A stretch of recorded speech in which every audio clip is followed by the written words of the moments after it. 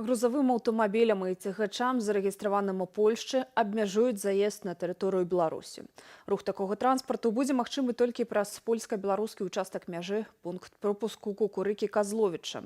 Гэта адказ чыноўнікаў Лукашэнкі на закрыццё Польшчаю аўтадарожнага пункту пропуску ў Баброўніках.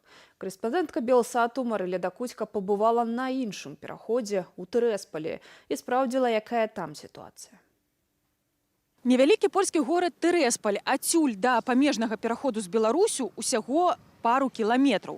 І гэта адбіваецца на жыцці горада, бо акурат сюды ледзьве не штодня ездзяць па набыткі нашыя суайчыннікі з Берасця. Вязуць паводле мясцовых жыхароў збольшага харчы ды побытавую хімію.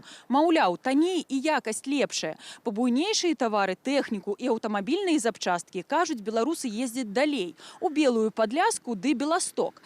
Пасля таго, як тыдзень таму закрылі пункт пропуску ў Баброўніках, падавалася б, мелася ўзрасці аўтаплынь на Тэрэспольскім пераходзе. Аднак мясцовыя жыхары гэтага не адзначаюць. А вось да імавернасці таго, што польскі ўрад можа цалкам спыніць транспартавае злучэнне з Беларусю, ставяцца па-рознаму. Не ведаю, цяжка прадбачыць, але мяркую, што гэта было б некарысна для малога бізнесу, што зарабляе гандлем на мяжы. Акрамя таго, людзі ездзяць. Яны да нас, мы да іх. На маю думку, гэта добра. Адведвалі адно аднаго. Хтосьці мае родзічаў у іншай краіне. Мы не мусім замыкаць мяжы. У нас хорошо. Хуже будет для Бреста.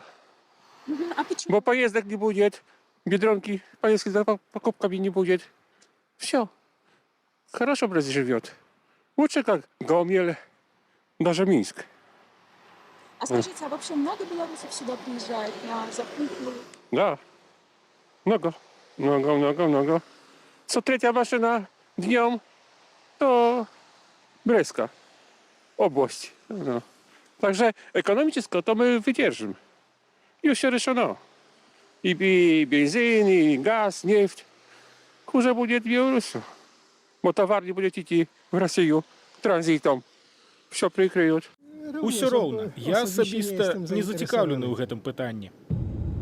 Цяпер на пераходзе на заезд у Беларусь збіраецца чарга. Паводле памежнага камітэту станам на 12-ю гадзіну каля 280 аўта.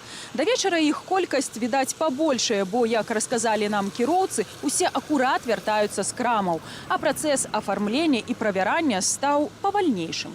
Здараецца, чакаюць ледзьве не сотні. Праз гэта паміж кіроўцамі адбываюцца канфлікты, бо некаторыя спрабуюць уклініцца ў чаргу.